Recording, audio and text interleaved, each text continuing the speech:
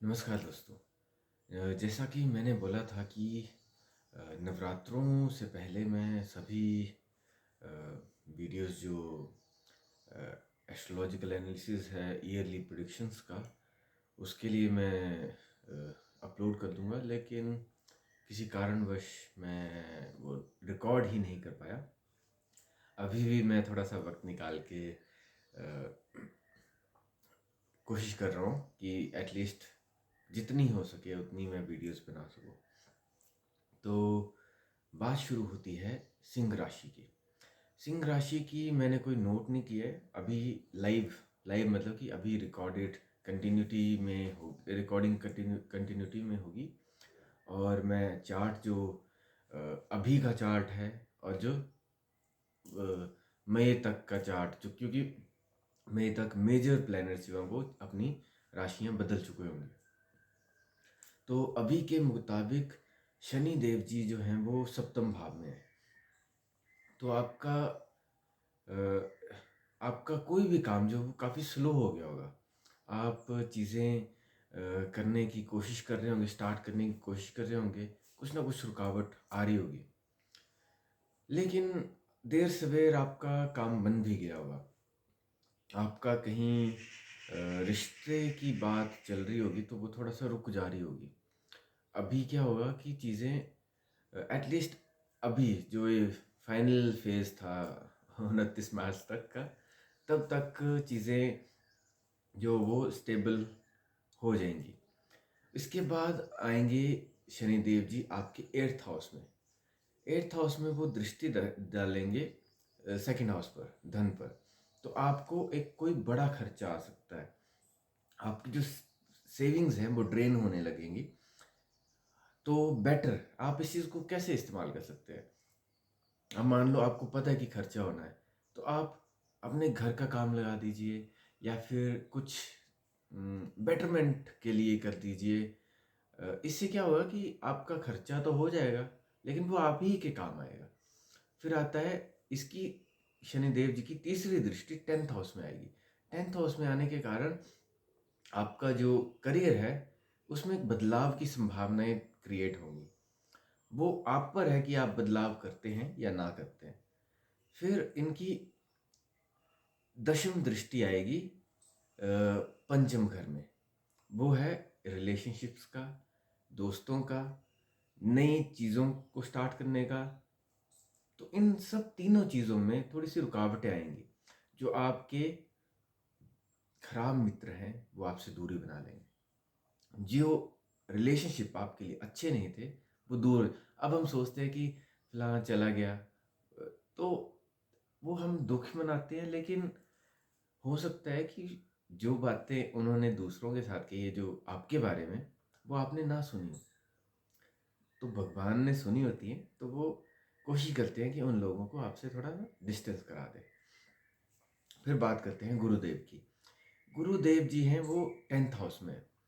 तो 10th house में होने के कारण, हाँ एक और बात है, ऐसा नहीं है कि आपको रिलेशनशिप नहीं मिलेंगे या फिर ऐसा कुछ, आप कोई अपने प्रेम के आप थोड़े से डिटैच हो जाएंगे। प्लस आपको ये होगा कि कोई हो तो वो गुणों से भरपूर हो। ऐसा ना हो कि हर कोई आपको आपको पाने का प्रयास कर रहा हो और आप सबको हाँ कर, ऐसा नहीं होगा। आप सिलेक्टिव हो जाएंगे।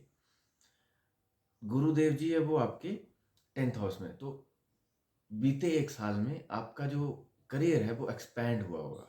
आपके जो पिताजी हैं उनका धन बढ़ा होगा।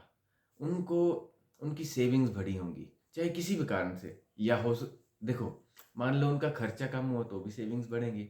मान लो उनकी इंक्रीमेंट लगी तो भी सेविंग्स बढ़ेंगी। तो किसी भी कारण से उनकी सेविंग्स बढ़ेंगी। उनका भी जो होराइजन है वो विस्तार होगा, मतलब वो काफ़ी लोगों में प्रसिद्ध होंगे किसी ना किसी कारण से। इनकी अ, इस टाइम दृष्टि है चतुर्थ भाव में। तो घर में भी सुख शांति रही होगी, कुछ उत्सव कुछ समारोह होते रहे होंगे। और 9th दृष्टि है 6th हाउस में। तो आपके लोन्स हैं, अगर मान लो लोन्स थे तो वो चुक गए होंगे। आपकी नए लोन्स की ज़रूरत नहीं पड़ रही होगी। आपके जो शत्रु हैं वो आपके मित्र तरह आपको कष्ट नहीं दे रहे होंगे। अभी गुरुदेव आ जाएंगे 11th हाउस में, तो आपका ओवरऑल जो इनकम है वो बढ़ेगी। आपकी जो, देखो एक प्लस पॉइंट है, जैसे शनि की दृष्टि 5th में है और गुरु 11th में है, तो उनकी भी दृष्टि 5th में है। तो ऐसा नहीं होगा कि आपका रिलेशनशिप डिनाई होगा, आपको रिलेशनशिप मिलेंगे, लेकिन फिल्टर आउट होके होंगे। फिल्टर आउट होके होंगे तो आपको वही मैचेस आपके पास पहुंच पाएंगे जो आपके लिए सही होंगे। फिर इनकी 9th दृष्टि जो है वो 7th हाउस में पड़ेगी। 7 8 9, नहीं अभी हाँ 7 8 9, 9th दृष्टि 7th हाउस। तो आपका अगर कोई रिलेशन बनता है अभी, तो वो शादी तक जाने की संभावना हो जाती है।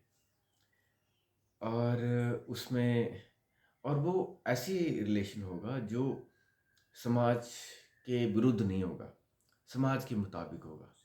अब मैं इसको कोई गलत या सही नहीं बोल रहा हूँ, ऐसा दिख रहा है कि वो अकॉर्डिंग टू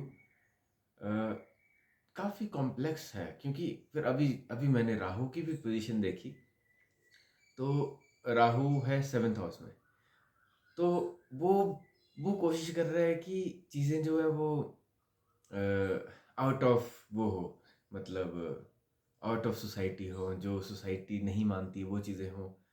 तो काफ़ी कॉम्प्लेक्स सिचुएशन मुझे नज़र आ रही है।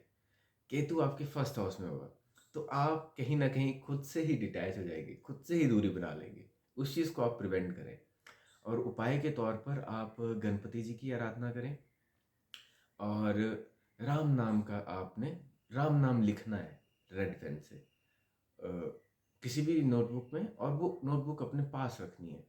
जब भी आपका मन उदास हो, आपको कुछ रास्ता ना दिखे, तो 10 बार राम लिख दिया। और अगर फिर भी ना मिले, तो जब तक आपको संतोष ना मिले तब तक आपने लिखना है। और केतु की दृष्टि भी 5th हाउस पे है, तो वो भी आपको ऐसे कोई व्यक्ति के साथ अटैच नहीं होने देंगे। अगर वो आप हो जाएंगे मान लो कि फोर्स करके, तो आपको कष्ट ज़्यादा मिलेगा। गुरु की 5वीं दृष्टि जो है वो आती है आपके तीसरे घर में। तीसरे घर है वाणी का, तो आपकी वाणी धार्मिक हो जाएगी। आप जो भी धर्म के रिलेटेड जो बातें हैं आप खुल के बोलेंगे। तो मैं आशा करता हूँ सिंह राशि वालों के लिए ये वीडियो आपको अच्छी लगी होगी, और धन्यवाद।